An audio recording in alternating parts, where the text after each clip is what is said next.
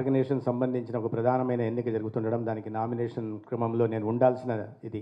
లేకపోతే మీకు తెలుసు రాజకీయాలు ఎలా ఉంటాయో. ఇంకో ఆయన అధ్యక్షుడు అవుతున్నాడు కాబట్టి ఈయనకు అవకాశం రాలేదు కాబట్టి బయటికి వెళ్ళాడు. ఇటువంటి విమర్శలు వస్తాయి కాబట్టి వెళ్ళాల్సి ఉంది. దాన్ని అర్థం చేసుకోవాల్సిందిగా ముందుగా కోరుతున్నాను. ముందుగా ఇవాళ ప్రత్యేకంగా త్రిపుర నుంచి, అంత సుదూర ప్రాంతం నుంచి, ఎక్కడో నార్త్ ఈస్టర్న్ స్టేట్స్ నుంచి ఇవాళ ఈ కార్యక్రమానికి విచ్చేసిన పెద్దలు ఇంద్రసేన్ రెడ్డి గారికి నేను ప్రత్యేకంగా ధన్యవాదాలు తెలియజేస్తున్నాను. వారితో నా అనుబంధం 30 సంవత్సరాల పైగా.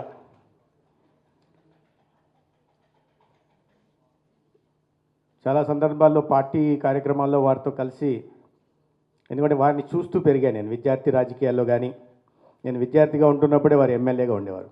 ఆనాటి నుంచి 19-18 ఏళ్ళ వయసులో ఉన్నప్పటి నుంచి మమ్మల్ని గైడ్ చేస్తూ వచ్చారు.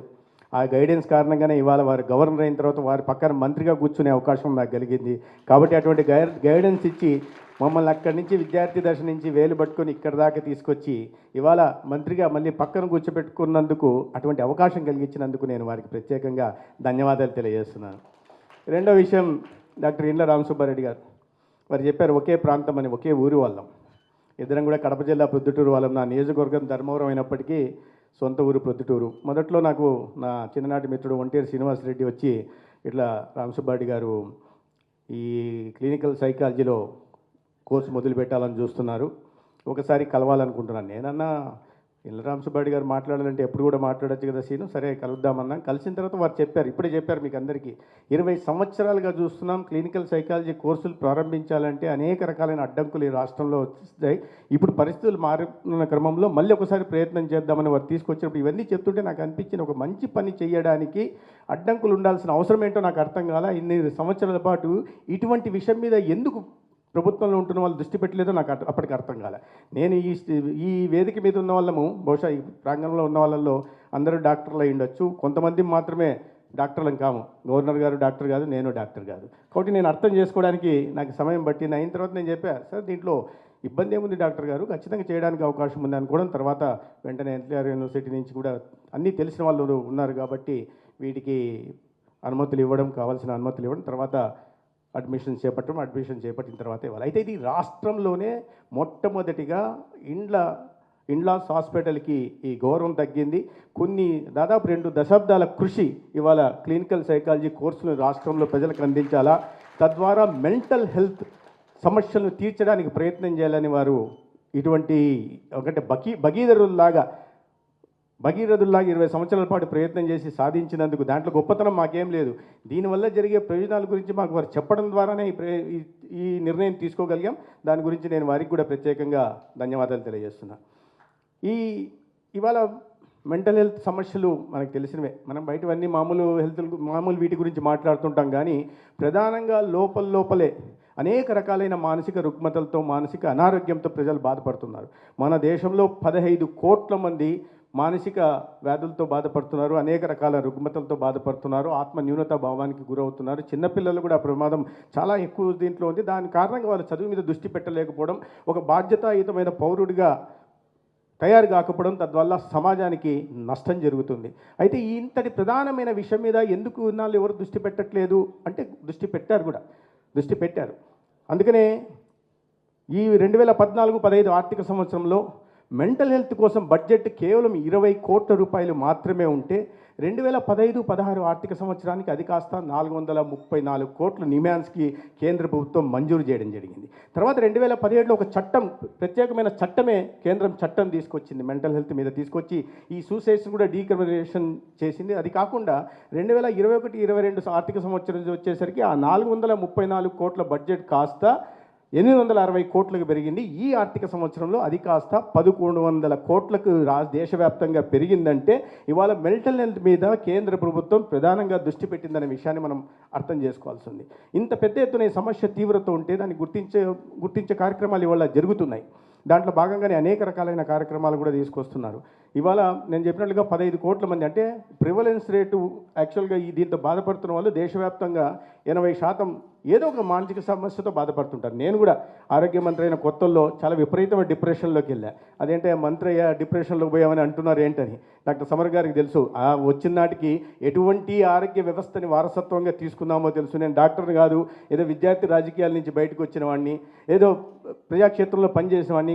కేంద్ర ప్రభుత్వంలో పంచాయతీరాజ్, రూరల్ డెవలప్మెంట్లో, అర్బన్ డెవలప్మెంట్లో, పార్లమెంటరీ అఫేర్స్లో, ఇన్ఫర్మేషన్ బ్రాడ్కాస్టింగ్లో పనిచేసిన అనుభవం ఉంది. కానీ అప్పుడు కేంద్ర మంత్రి ఓఎస్డీగా ఆరోగ్యం గురించి నాకేం తెలియదు, ఎందుకంటే నేను కూడా ఏ రోజు హాస్పిటల్కి వెళ్ళేవాడిని కాదు. కానీ వచ్చిన తర్వాత దీంట్లో చూసిన తర్వాత దీని అనారోగ్య కారణాల వల్ల ప్రజలు ఎదుర్కొంటున్న ఇబ్బందులు చూసిన తర్వాత ప్రధానంగా ఈ ఆరోగ్య వ్యవస్థలో ఉంటున్న ఇన్ఫ్రాస్ట్రక్చర్లో కానీ, హెచ్ఆర్లో కానీ ఇటువంటి సమస్యలు చూసిన తర్వాత అరే ఒక డిప్రెషన్, అరే మార్పు చేయగలమా అనే డిప్రెషన్లోకి వెళ్ళే పరిస్థితి వచ్చింది. దాంట్లో ఒక సంవత్సరంలో గౌరవ ముఖ్యమంత్రి గారి మార్గదర్శకం మేరకు కేంద్ర ప్రభుత్వం సహకారం వరకు కొంతవరకు మార్పు తీసుకొచ్చాం. దాంట్లో చాలా పెద్ద టీం వర్క్ నడిచింది. మొత్తం ఆరోగ్య వ్యవస్థలో కింది స్థాయి నుంచి ఎఫ్ఎన్ఓ ఎంఎన్ఓల దగ్గర నుంచి పై దాకా ప్రొఫెసర్ల దాకా అందరి సహకారం వల్ల ఇవాళ రాష్ట్రంలో ఒక సంవత్సరంలో ఏదో పెద్ద మార్పు తీసుకొచ్చామని నేను చెప్పను, కానీ ఒక సంతృప్తికరమైన మార్పును మాత్రం రాష్ట్రంలో తీసుకురాగలిగాం.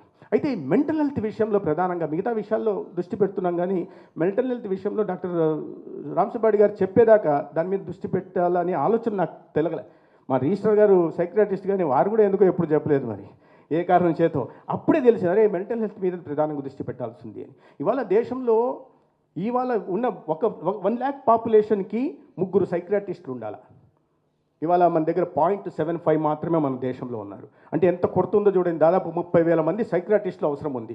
అదేవిధంగా సైకాలజిస్ట్ కూడా, సైక్రాటిస్ట్ కానీ సైకాలజిస్ట్ కానీ ప్రపంచంలో ఉంటున్న, ఈ సమాజంలో ఉంటున్న అనేక రకాలైన మానసిక రుగ్మతలతో సమస్యలతో వచ్చే వాళ్ళని చాలా ఓపిక్గా విని వాళ్ళ బాధనంతా అర్థం చేసుకొని దానికి సరైన థెరపీని ఇవ్వడం, సరైన కౌన్సిలింగ్ని ఇవ్వడం, తద్వారా కౌన్సిలింగ్ ఇవ్వడం, అవసరమైతే సైక్రాటిస్ట్ దగ్గర పంపించి కావాల్సిన మెడికేషన్ ఇప్పించే ప్రయత్నం చేయడం కాకుండా ఒక మానసిక దీని నుంచి బయటికి తీసుకొచ్చి ఒక ఆరోగ్యవంతమైన సమాజాన్ని నిర్మించే ప్రయత్నం. మన చేయి బాగుంది, కాలు బాగుంది, కిడ్నీ బాగుంది, లివర్ బాగుంది, హార్ట్ ఫంక్షనింగ్ బాగుంది, ఇవి మాత్రమే మనం తీసుకొని చూస్తున్నాం, వెళ్తాం. నేను కూడా వెళ్ళి ఫుల్ బాడీ చెకప్ చేయొచ్చు, ఫుల్ బాడీ చెకప్ అన్నీ చేశారు, అన్నీ చూశారు. కానీ ఏ డాక్టర్ నన్ను అడగల నీ మెంటల్ హెల్త్ కండిషన్ ఎలా ఉందని అడగల. యాక్చువల్గా నేను చాలా టెన్స్లో ఉన్నా ఆ రోజు కూడా. డాక్టర్ అడగల.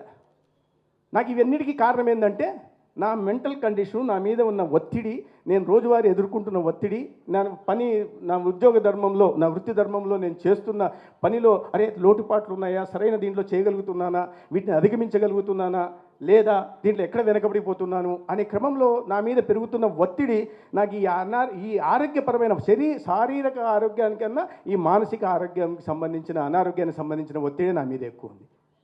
హెల్త్ బాగుంది, లివర్ బాగుంది, ఇది బాగుంది, అన్నీ బాగున్నాయి, అన్ని హార్ట్ బాగుంది, టీఎంటీ చేశారు బాగుంది, అన్నీ బాగున్నాయి. కానీ డాక్టర్ అడగల. అందామనుకున్నా డాక్టర్ గారు నాకు నిద్ర రావట్లేదు, 3 గంటలు నిద్రపోతున్నా, మంచిగా మెడిసిన్ ఇస్తారా అని. అంటే కౌన్సిలింగ్, నాకు తెలిసింది ఏంటంటే కౌన్సిలింగ్ తీసుకుంటే మరీ మంచిది, మెడిసిన్ కాకుండా. అటువంటి ప్రయత్నం చేస్తున్నారు. అయితే నేను చెప్పినట్టు సెంటర్ ఆఫ్ ఎక్సలెన్స్లో మనం ఇప్పటికి కూడా ఏంటంటే ఇవాళ కూడా సైక్రాట్రీ విషయానికి వస్తే ఇప్పుడు క్లినికల్ సైకాలజీ మీద దృష్టి పెడుతున్నారు. మనం సెంటర్ ఆఫ్ ఎక్సలెన్స్లో రాబోయే రోజుల్లో ఈ చైల్డ్ సైక్రాట్రీ మీద, అదేవిధంగా గెరియాట్రిక్ సైక్రాట్రీ, ఇది చాలా ప్రధానమైన సమస్య ఉంటుంది. నిన్న నేను పేపర్లో చూసా, ఉత్తరప్రదేశ్లో ఒక హాస్పిటల్, ఓల్డ్ ఏజ్ హోమ్లో చైల్డ్లతో కట్టేశారు. వారు సంపన్న కుటుంబానికి సంబంధించిన వాళ్ళు, డబ్బులు కట్టి ఆడు ఉంటున్నారు. అయినప్పటికీ కూడా ఆ వృద్ధుల్ని తీసుకెళ్ళి వాళ్ళని చైన్లతో వేసి కట్టేశారు. వాళ్ళ మానసిక స్థితికి కావాల్సిన కౌన్సిలింగ్ ఇచ్చి థెరపీ ఇవ్వకుండా వాళ్ళని కట్టేసే పరిస్థితి ఉంది. అంటే సంపన్న వర్గానికి సంబంధించిన వాళ్ళకే ఇటువంటి పరిస్థితులు ఈ దేశంలో దాపురిస్తుంటే, మన సమాజంలో దాపురిస్తుంటే దానికి మనం అందరం బాధ్యత వహించాల్సిన, కుటుంబ సభ్యులు బాధ్యత వహించాలి, అక్కడ ఉన్న వాళ్ళు కూడా బాధ్యత. వాళ్ళకి కావాల్సిన మానసిక స్థైర్యాన్ని ఇవ్వడం కోసం వాళ్ళకి కావాల్సిన కౌన్సిలింగ్ చేసి వాళ్ళకి ఆ థెరపీ అందించి కావాల్సిన మందులను అందిస్తే వాళ్ళని చైన్లతో కట్టాల్సిన పరిస్థితి రాదు. మన సంస్కృతిలో అటువంటి లేనే లేదు గతంలో. ఇవాళ ఓల్డ్ ఏజ్ హోమ్లో పెట్టడం వల్ల ఈ సమస్యల్ని దాపరిస్తున్నాయి. కాబట్టి గేరియాట్రిక్ సైక్రాట్రీ చాలా ప్రధానమైంది. తప్పదు. ఇంకా మనకు ఈ సమాజంలో ఇవాళ అనేక రకాల, రోజు మేము ఇవాళ ఈగలను పెట్టేసి ఈ మద్యానికి, మాదక ద్రవ్యాలకి బానిస అవుతున్న యువతిని ఇవాళ అవగాహన కల్పించి వాళ్ళని సమాజంలో తీసుకొచ్చి వాటి బారిన పడకుండా, వాళ్ళ జీవితాలను నాశనం చేసుకోకుండా, సమాజానికి భారం కాకుండా అనేక రకాల ప్రయత్నాలు చేస్తున్నాం. వాళ్ళు ఆ క్రమంలో నేరాలు చేసిపోతున్నారు. ఈ ట్రైబల్ ఏరియాలో చాలామంది ఆ గంజాయి అమ్మడం కారణంగా ఏం తెలియదు, వాళ్ళు ఊరికి జస్ట్ ట్రాన్స్పోర్టర్స్గా ఉంటారు. ట్రాన్స్పోర్టర్స్గా ఉంటే వాళ్ళని తీసుకెళ్ళి జైల్లో పెట్టేస్తాం. జైల్లో పెట్టేసిన తర్వాత ఒకసారి జైలుకి వెళ్ళి ఇచ్చిన తర్వాత వాడికి బయటకు వచ్చిన తర్వాత సమాజం ఏ రకంగా గుర్తిస్తుంది. కాబట్టి వాళ్ళ కోసం కూడా ఫోరెన్సిక్ సైకియాట్రీ మీద కూడా ప్రత్యేకంగా దృష్టి పెట్టాల్సిన అవసరం ఉంది. ఇటువంటి వాటి మీద అంతా పెద్ద సైకియాట్రిస్టులు ఉన్నారు. నాకు తెలిసింది ఏదో నాలుగు ముక్కలు చెప్పే ప్రయత్నం నేను చేస్తున్నా. ఏంటి నేనేందో పెద్ద పెద్ద పదాలు వాడుతున్నారని. ఎందుకంటే నేను ఇంకా ఇప్పుడు నేర్చుకునే క్రమంలో ఉన్నా. 50 ఏళ్ళు దాటిన తర్వాత చదువుకోవాల్సిన పరిస్థితి వచ్చింది. కాలేజీలు బాగా చదువుకొని ఉంటే పరిస్థితి వేరేగా ఉండేది. అక్కడ సరిగ్గా చదువుకోవడం వల్ల ఇక్కడ దాకా వచ్చాము. ఇక్కడికి వచ్చిన తర్వాత చదవాల్సిన పరిస్థితి ఇవాళ మంత్రిగా నాకు వచ్చింది. ఏదైనప్పటికీ కూడా నేను చెప్పినట్టుగా వీటి మీద సమాజం కూడా ఒకసారి ఆలోచించాల్సి ఉంది. సినిమా వాళ్ళు కూడా ప్రధానంగా ఆలోచించాల్సి ఉంది. సమాజంలో మనం మాట్లాడుతున్నాం, మన కుటుంబ సభ్యులు మనం ఏ రకంగా ట్రీట్ చేస్తున్నాం, వాళ్ళు ఏ పరిస్థితుల్లో ఏ రకమైన మానసిక ఆందోళనకు గురవుతున్నారు, దాన్ని బట్టి సత్వరమే మనం కావాల్సిన సైకాలజిస్ట్ దగ్గర తీసుకెళ్ళి కావాల్సిన కౌన్సిలింగ్ ఇప్పించగలుగుతున్నామా అని పిల్లల్ని, ప్రధానంగా తల్లిదండ్రులకి, ఈ రాష్ట్రంలో ప్రధానంగా తల్లిదండ్రులకి, ఆ అడాలసెంట్ ఏజ్లో ఉన్న పిల్లలకి ఈ రకంగా ఏదన్నా వాళ్ళ తేడా కనిపించినప్పుడు వారిని బయటికి తీసుకురావడం కోసం ఖచ్చితంగా అదేదో చదువుకోవట్లేదు వాళ్ళని దండిద్దాం ఇంకోటి చేద్దాం అని కాకుండా ఎందుకు ఆ రకంగా కారణమవుతున్నారు ముందు మనం కౌన్సిలింగ్ ఇవ్వడం, తర్వాత అవసరమైతే తీవ్రత ఉందని మనకి ఎక్కడన్నా అనిపిస్తే ఒక క్వాలిఫైడ్ సైకాలజిస్ట్ దగ్గరకు వచ్చి థెరపీ ఇప్పించాల్సిన, కౌన్సిలింగ్ ఇప్పించాల్సిన అవసరం ఉంది. కాబట్టి ఇవాళ ఇంత ప్రధానమైన వాటి మీద ఒక కార్యక్రమాన్ని నిర్వహించేదో 6 మందికి క్లినికల్ సైకాలజీ అడ్మిషన్ సర్టిఫికేటు లేదా 4 మందికి ఈ డిప్లొమా సర్టిఫికేట్లు ఇచ్చే కార్యక్రమం మాత్రమే కాదు.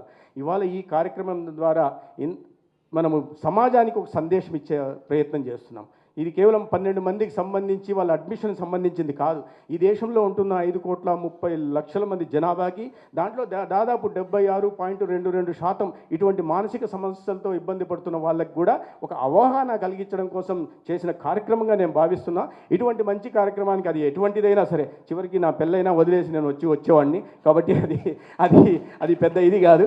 ఏదైనా ఒకవేళ రేపు పరిస్థితి బాగలేక పైనుంచి పిలుపు వచ్చినా ఉండండి స్వామి, ఆ కార్యక్రమానికి హాజరై వెళ్లాల్సింది, కాస్త ప్రజల్లో అవగాహన కలిగించాల్సింది అని చెప్పి వచ్చేవాడిని. కాబట్టి అయితే ఒక బాధ ఏంటంటే ఇంకాసేపు ఉండి ఇంకా కొన్ని విషయాలు తెలుసుకునే అవకాశం ఉండాలి. అయితే ఆర్గనైజేషన్ సంబంధించింది ఇది ప్రోటోకాల్ పరంగా గౌరవమైంది కాదు. నాకు గురువుగా ఉంటున్న వ్యక్తి స్టేజ్ మీద కూర్చోబెట్టి నేను వస్తాను సార్ అని చెప్పడం కూడా గౌరవప్రదం కాదు. రెండోది తెలంగాణ ప్రాంతానికి సంబంధించిన రాష్ట్ర విభజన అయిన తర్వాత 2 రాష్ట్రాలు అయిపోయి ఇప్పుడు ఆంధ్రప్రదేశ్, తెలంగాణ నుంచి వచ్చి మేము ఆంధ్రప్రదేశ్లో ఉంటున్నాం. అది కూడా గౌరవప్రదమైనప్పుడు కాదు. అయినప్పటికీ కూడా మాకు అన్నిటికన్నా నా లాంటి కార్యకర్తకి మేము ముందు నుంచి కూడా మాలో నింపింది ఏంటంటే nation first, party next, self last అనే ఒక మంత్రాన్ని చెప్పించారు. నేషన్ గురించి ఎలాగో పనిచేస్తుంటాం, పార్టీ అనేది ముఖ్యమైనది కాబట్టి దాంట్లో వెళ్ళాల్సిన అవసరం ఉంది. కాబట్టి గౌరవ గవర్నర్ గారిని క్షమించాల్సిందిగా, ముందుగా వెళ్తున్నందుకు క్షమించాల్సిందిగా కోరుకుంటూ ఇవాళ మిమ్మల్ని అందరినీ కూడా అది సభ్యత కానప్పటికీ, సంస్కారం కానప్పటికీ మధ్యలో వెళ్ళిపోతున్నందుకు అన్యదా భావించవద్దని, నేనున్న పరిస్థితులను అర్థం చేసుకోవాల్సిందిగా కోరుకుంటూ ఇవాళ ఈ కార్యక్రమం సందర్భంగా మీ అందరినీ కలిసే అవకాశం కలిగించినందుకు డాక్టర్ ఇండ్ల రామసుబ్బారెడ్డి గారికి ప్రత్యేకంగా ధన్యవాదాలు తెలియజేసుకుంటూ, మరొకసారి అంత దూరం నుంచి వచ్చినందుకు గౌరవ గవర్నర్ గారికి కూడా నేను ప్రత్యేకంగా ధన్యవాదాలు తెలియజేసుకుంటూ, వీటికి అన్నిటికీ మూల కారకమైన నా మిత్రుడు ఒంటేరు శ్రీనివాసరెడ్డి ఇక్కడ కూర్చొని వింటా ఉన్నాడు, ఆయనకు కూడా ధన్యవాదాలు తెలుసుకుంటూ సెలవు తీసుకుంటాను. భారత్ మాతాకి జై. ఇండియా పాకిస్తాన్ తాజా అప్డేట్స్ కోసం డౌన్లోడ్ చేసుకోండి RTV లైవ్ యాప్.